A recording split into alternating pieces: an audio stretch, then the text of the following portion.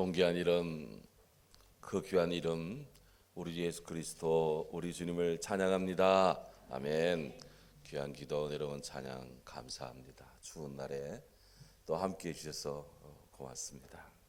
우리 주님도 매우 기뻐하고 기특히 여길 줄로 믿습니다. 아멘. 정원을 무척 아끼고 잘 돌보기를 좋아하는 왕이 있었습니다. 이 왕은 늘 하루에 한 번 정도씩은 그의 정원에서 나무들을 풀 한 포기 또 꽃들을 돌보기를 좋아했어요. 어느 날 아침에 정원에 가봤더니 이 나무들이 좀 이상해요. 시들어져 있습니다. 시들시들합니다. 나무가 왕이 뜻갈나무에게 물었습니다. 뜻갈나무야, 무슨 일이 있냐? 왜 다들 시들하지? 그러자 뜻갈나무가 대답합니다. 나무들이요, 서로 자기가 다른 나무보다 못하다고 여기고 있어요. 소나무는 자신이 포도나무처럼 열매를 맺지 못한다고, 포도나무는 자기가 복숭아나무처럼 똑바로 서서 열매를 맺지 못한다고 자기를 자학하고 있어요. 또 제라늄은 라일락처럼 날씬하지도 못하고 그의 향기가 별로라고 불평하고 있어요. 그래서 이렇게 보는데 왕의 눈에 이 시들어 있는 그 꽃들, 작물들 중에 아주 생기가 있고 아름다운 꽃이 눈에 들어왔습니다. 바로 펜지였습니다. 저 구석에 조그마한 것들이 이렇게 있잖아요. 펜지야, 다들 슬픔 속에서 시들고 있는데 너는 어떻게 작은 꽃이면서도 이렇게 꿋꿋하게 이렇게 자라나고 있니? 보기 좋다. 그러자 펜지가 감사합니다. 저는 원래 볼품이 없는 꽃이잖아요.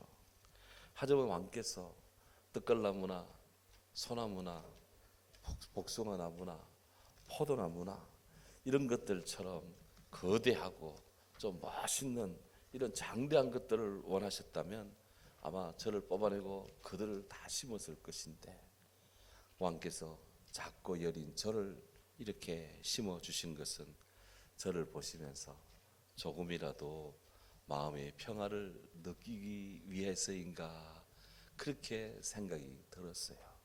그래서 저는 왕께서 저를 보실 때마다 마음의 평화를 얻으시고 또 그렇게 평화를 누리도록 제가 최선을 다해야 되겠다고 자꾸 구석에 있는 저지만 이렇게 힘을 내고 있어요.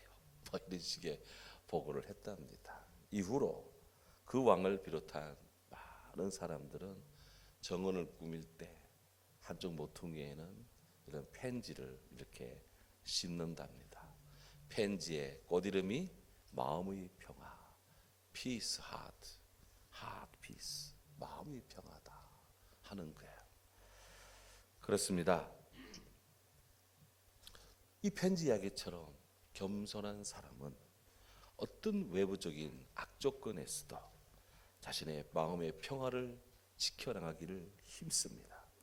그렇게 하여 이웃에게 평화의 삶을 전해주는 그런 삶을 전해주는 인생이 되고자 힘써요. 그런 인생은, 그런 겸손한 사람은 행복한 인생이고 그 자신만이 아니라 다른 사람에게도 마음의 평화를 준다 하는 거예요. 사도 베드로는 고난의 때를 견디고 있는 초대교회 교회와 성도들에게 진중한 영적 권고를 줍니다. 지난주 우리가 본 것처럼 교회의 장로들에게 너희 중에 있는 양무리를 치되 억지로 하지 마라. 하나님 뜻을 따라 자원함으로 하라. 더러운 이득을 얻기 위해서 하지 마라. 기꺼이 하라. 억지로 하지 말고 즐거운 마음으로 하고 맡은 자들에게 주장하는 자세로 하지 말고 양무리의 본이 되라. 이렇게 권고를 했습니다. 여기 강조점은 바로 베드로 사도께서 교회 지도자들이 돌봐야 될 양, 그 양들이, 성도들이 하나님의 양무리라는 거예요. 영어로 하면 God's flock, 하나님의 양무리라는 거예요. 지금 여기 앉아 계신 성도들이 하나님의 약물이라는 거예요. 하나님의 양, 이 약물이는 목자의 것이 아니라 하나님께 속해 있는 양이다. 그러니 교회 지도자들은 자기에게 맡겨진 이 양무리를 하나님의 양무리인 줄 알고 잘 돌봐라, 그렇게 권고합니다. 목자들은 이 사명을 다하기 위해서 하나님 말씀을 통해 성도들을 영적으로 먹이고 지키고 보호하는 일체의 사역인 목회 사역에 힘을 쏟아야 되고 힘을 쏟고 있습니다. 성도들은 목자들의 돌봄을 받는 양입니다.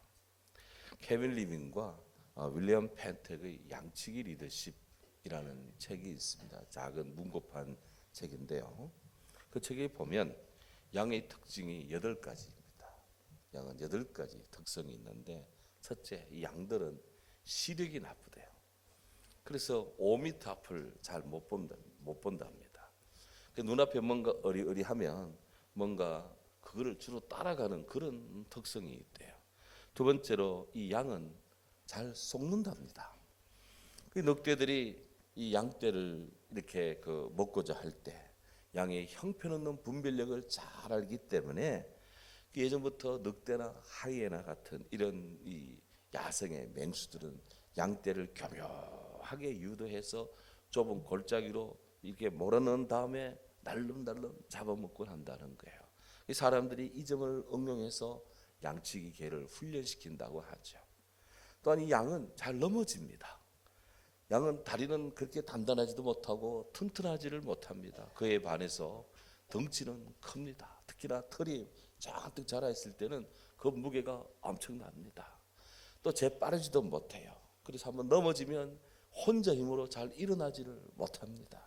그래서 뛰는 속도까지 느리니까 맹수가 한번 노리면 벗어날 수가 없다 하는 거예요.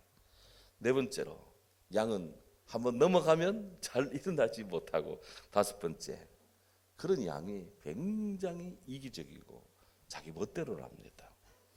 새끼 양들이 배가 고파서 자기 어미로 보이는 양에게로 설렁설렁 다가가면 좀 젖을 좀 먹으려고 이렇게 입을 삐죽삐죽하면 이 양들이요 매정히 뿌리치고 그냥 휙 가버린다는 거예요. 그러니까 그 양들이 굉장히 온순한 것 같은데 상당히 이기적이고 자기 멋대로의 면이 있다 하는 거예요. 그런데 중요한 것은 이런 양들이지만 목자가 없으면 지멋대로 가다가 그냥 짐승들에게 밥이 되거나 위험에 처하는 경우가 참 많다는 거예요. 그래서 이사야 선지자는 이사야 53장 6절에서 우리는 다 양 같아서 각기 제 길로 갔거늘, 이렇게 우리 주님께 우리의 죄성을 고백하고 있는데, 그만큼 양들은 고집이 세고 또 성질이 급하다 한 그런 동물입니다. 또한 여섯 번째로, 이 양들은 방향 감각이 약합니다. 시력이 나쁘기 때문에 잘 앞을 구분 못해요. 저 앞에 야생 숲이 있는지 낭떠러지가 있는지 이 방향각을 잘 구분 못해서 그냥 한번 걸어가면 무조건 길에 걸어가고, 또 위험이 있으면 또 그 위험을 극복하려고 하지를 않는답니다. 그래서 양을 키울 때는 꼭 염소도 같이 키워야 되는데 3대1 비율로 그렇게 이 양들을 돌봐야 된다는 거예요. 또한 일곱 번째로, 양은 그럼에도 귀소 본능이 강한 동물이다. 그래서 한번 지나간 길은 잘 기억하고 또 그래도 집으로 돌아오길 또 애쓴다는 거예요. 그럼 여덟 번째, 양은 죽을 때가 되면 온순해진다. 이런 양들에게 아주 발달된 기관은 귀입니다. 귀. 양은 그래서 주인의 음성을 잘 알아듣는데요. 예수님께서도 양은 목자의 음성을 듣나니 그가 자기 양의 이름을 각각 불러 인도하여 내느니라. 한 100마리씩 양 목자들이 한 100마리 정도 양을 치는데 그 100마리마다 한 마리마다 양의 이름을 나름 붙여놓고 A야 B야 C야 이렇게 이름을 부르면 다 알아서 순자야 영자야 춘자야 먹더라 복더라 하면서 다 따라온다는 거예요.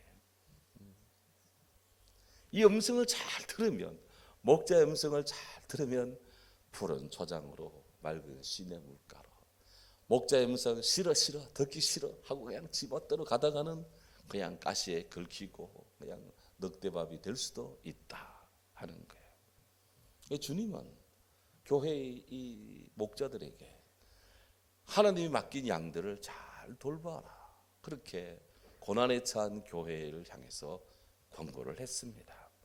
그리고 오늘 이어서 오늘 본문 5절 6절에 이렇게 말합니다. 젊은 자들아, 이와 같이 장로들에게 순종하고 다 서로 겸손으로 허리를 동이라.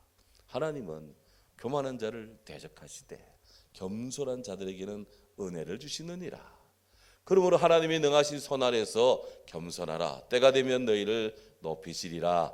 아멘. 여기 젊은 자들아 라고 지금 말합니다. 영맨, 앞에 언급된 장로들, 엘더스, 그 이루가 대비가 됩니다. 문자적으로 연장자인 장로님들에 비해서는 비교적 신앙 연륜이 또 육체의 연령이 좀 적은 젊은 그런 성도들이죠. 신앙 유무를 떠나서 젊은 자들이 연장자에게 순종하고 또 서로 겸손으로 허리를 동이는 것은 동서고금을 막론하고 그거는 일륜지사입니다. 하나님 앞에서나 사람 앞에서나 마땅한 질서입니다. 특히 허리를 동이라 그랬어요. 오늘 이 허리를 동이라. 헬라어로는 에콘보마에, 이 무슨 말이냐? 고대 노예들이 주인의 시종을 들기 위해서 앞치마를 두릅니다. 아주 고급 양식당에 가면 서빙을 하는 그 분들이 왼쪽 손에다가 타월을 이렇게 걸치고 다니고 있어요. 이렇게 보셨을 겁니다. 영화에서다 혹은 그런 거 보셨을 거예요.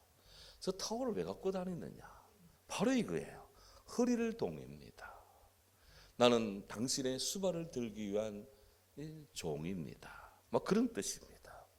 예수님께서도 수건으로 허리를 동이시고 제자들의 발을 씻기셨습니다.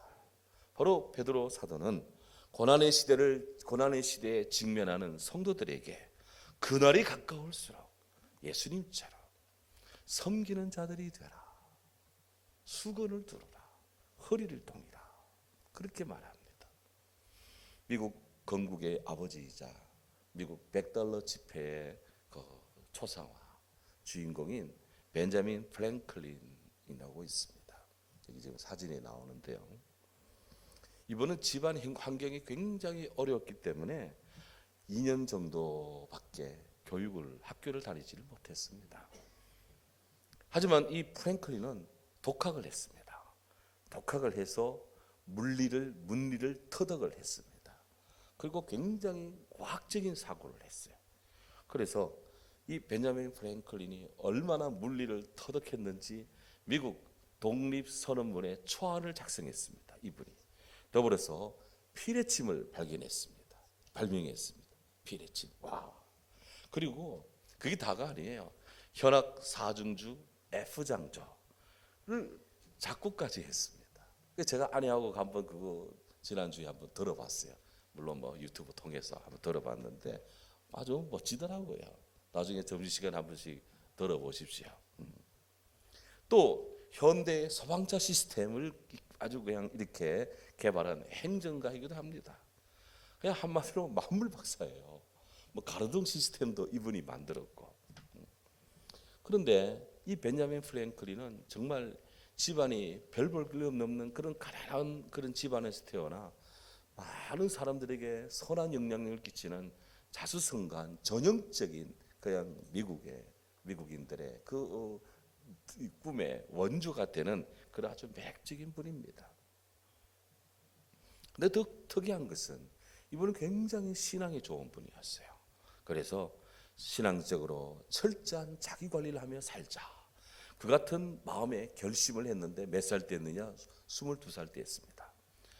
내 인생에서 가장 중요한 우선순위가 무엇일까? 그것을 철저히 자기 반성을 하면서 한 12가지 덕목을 리스트를 다 작성을 했습니다. 그거를 나의 좌우명으로 삼겠다 해가지고는 종이에다가 그 12가지 좌우명을 기록을 했어요. 첫 번째로 꼽은 것이 절제, 과음가식 하지 않는다. 두 번째 침묵, 자신에게 타인에게 도움되지 않는 말은 하지 않겠다. 셋째 질서, 물건은 제자리에, 이 일은 알맞는 시간에 반드시 내가 맡은 일은 내가 한다. 네 번째 결단, 해야 하는 일은 꼭 완수한다. 다섯 번째 절약, 비싼 거 무분별하게 소비하지 않겠다. 여섯 번째 근면, 시간을 헛되이 쓰지 않겠다. 일곱 번째 성실, 남을 해치는 책략을 사용하지 않겠다. 여덟 번째 정의, 남의 권리를 침해하거나 손해를 끼치지 않겠다. 내 것이 중요하면 남의 것도 중요하기 때문에. 여덟 번째, 아홉 번째 중용, 극단은 피하겠다. 열 번째 청결, 불결한 것 절대 용납하지 않겠다. 깨끗하게 살겠다. 11번째 평정, 사소한 일에 화내지 않겠다. 12번째 순결, 성을 남용하지 않겠다.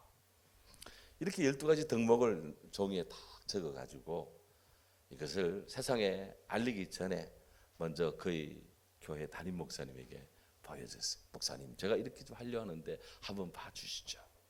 목사님 쭉 보더니 다 좋은데 한 가지가 빠졌네요. 예, 뭐가요? 겸손. 겸손이 없으면 이 12가지를 다 잃는 것과 같습니다. 프랭클린은 그의 담임 목사의 이 조언을 받아들여서 그의 첫 번째 항목에 겸손을 집어넣습니다. 그리고 그 옆에 줄을 달기를 예수님과 소크라테스를 본받겠다 이렇게 적어놨어요. 그러니까 13개의 덕목이 된 거예요. 이 13개의 덕목을 한 주에 하나씩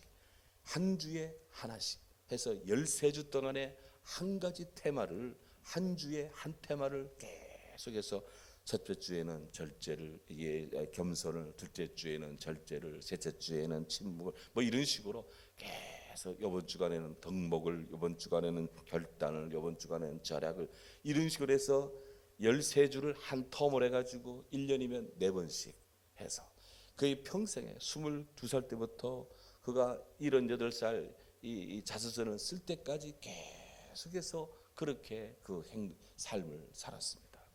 거의 78살 되는 해 그가 자서전을 냈는데 그게 이런 이야기를 했습니다. 내가 완벽의 경제는 이루지는 못했어도 노력한 덕택에 좀 더 선량하고 행복한 사람이 될 수가 있었습니다. 이렇게 기록을 했대요. 그의 제일 첫 번째 덕목이 겸손이었습니다. 예수님을 본받는다. 소크라테스를 본받겠다. 오늘 베드로께서 말합니다. 청년들아, 하나님은 교만한 자는 대적하시고 겸손한 자들에게는 은혜를 주신다 말씀했습니다. 잠언 3장 34절에 말합니다.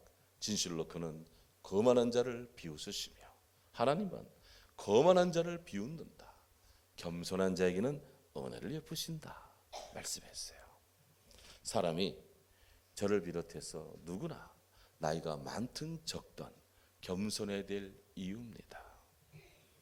특히 베드로 사도에 따르면 하나님께서는 교만한 자를 대적한다고 그랬어요. 대적한다. 안티토사마이, 이런 군사 용어입니다. 하나님은 당신을 의뢰하지 않고 당신을 사랑하지 않고 교만한 백성, 그런 침략자에 대해서는 반드시 보응을 하고 반드시 대응을 해서 그를 무찔러 버리겠다 그랬어요. 오늘 새벽에도 성경을 봤는데요. 북쪽에 베나다시, 남쪽에 이스라엘을 쳐들어왔습니다. 무명의 선지자가 아합왕에게 코칭을 해서 적이 1차 침공했는데 또 쳐들어옵니다. 이 겨울을 그냥 보내지 말고 방비와 대비를 하십시오. 군사를 기르고 준비하십시오. 적이 온다 생각하고 준비하십시오. 정말 적들이 왔습니다. 무명의 선지자의 말을 들었던 그 악한 아합이 그래도 선지자의 말을 듣고 엘리야의 갈멜산 사건 이후로 선지자의 말을 듣고 그 말대로 대비했더니 적이 쳐들어왔어요. 그래서 얼마 안 되는 수도 방위 사령부 도간 대작의 232명 자녀들과 7,000명의 의용군 해서 7,232명 거느리고 나가서 그들을 쳤더니 10만 명이 이 이스라엘의 공격을 받고 죽고 한 2만 4천 명이 이 아벡이라는 성으로 도망을 갔는데 그 성에 도망간 그들에게 성벽이 무너져 가지고 그 2만 4천 명이 도망간 들이 다 죽어버렸어요. 와, 놀라운 일입니다. 하나님을 대적하면은 그렇게 죽는다. 오늘 그 말씀에 그 마음이 확 들어오더라고요. 하나님은 당신을 의뢰하지 않고 교만하고 자기 능력만을 믿는 사람들을 하나님이 대적한다. 오늘 베드로께서 오늘 이 말씀을 오늘 우리에게 지금 주고 계십니다. 오늘 우리는 어떤 마음으로 주님과의 관계성을 구축하고 맺고 있습니까?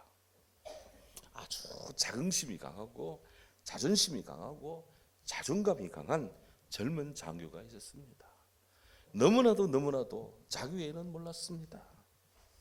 그러면서 그는 세상이 자기를 알아주지 않는다고 매일매일 알코올을 마시다 보니 과음 상태가 되고 알코올 중독자가 되어서 군에서 축출을 당했습니다.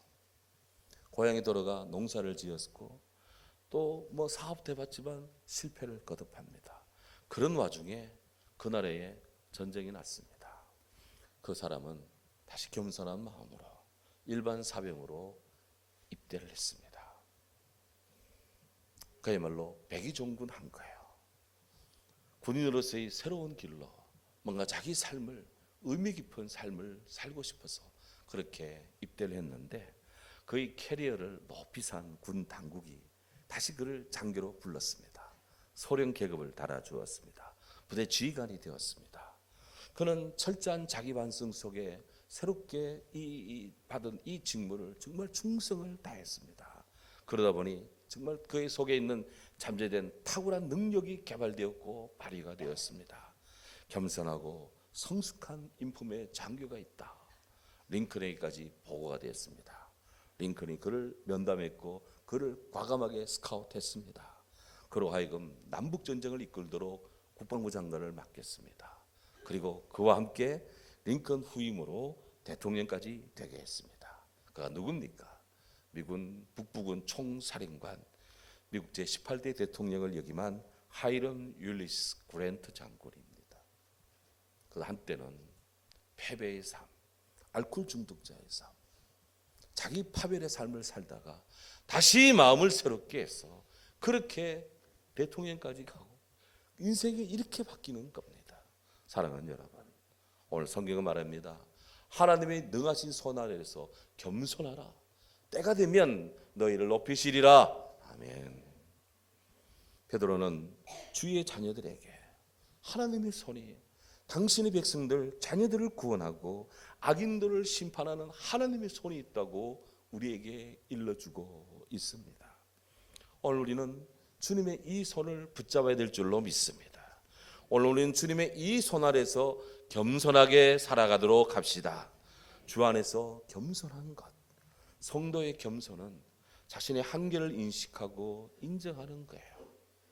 성도의 겸손은 하나님의 거룩하심을 인정하는 겁니다. 성도의 겸손은 나의 무가치함, 나 자신의 무가치함을 고백하고 인정하는 것입니다. 성도의 겸손은 내 자신은 부패하고 나는 죄인입니다 라는 것을 아는 거예요. 성도의 겸손은 그리스도의 존귀함을 아는 거예요. 동시에 이런 겸손은 크리스찬 모든 덕의 원천입니다.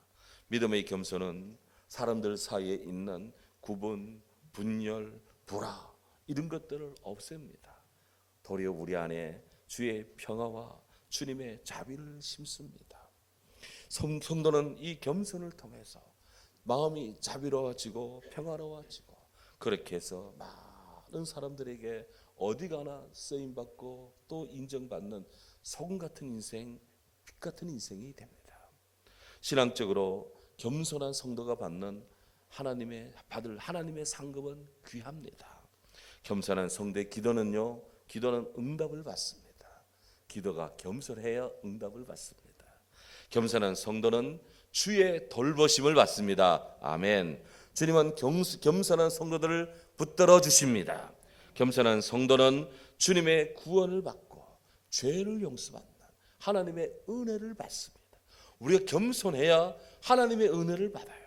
마음이 교만해지면 아무리 위에서 비가 쏟아지면 그 비가 담기지 않습니다.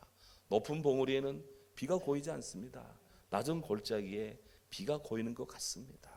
내 마음이 부풀어 오르는 교만 속에 있으면 하나님의 은혜를 베풀어도 은혜가 다 흘러내립니다. 그래서 우리는 마음이 낮아지고 가난하고 겸손해져야 돼요. 우리 예수님께서는 심령이 가난한 자가 복이 있다. 천국이 그들의 것이다. 그렇게 말씀한 것입니다.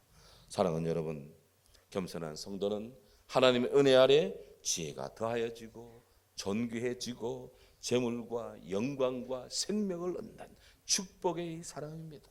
사람의 영혼이 겸손해지면 주로 인해 기쁨이 더해집니다.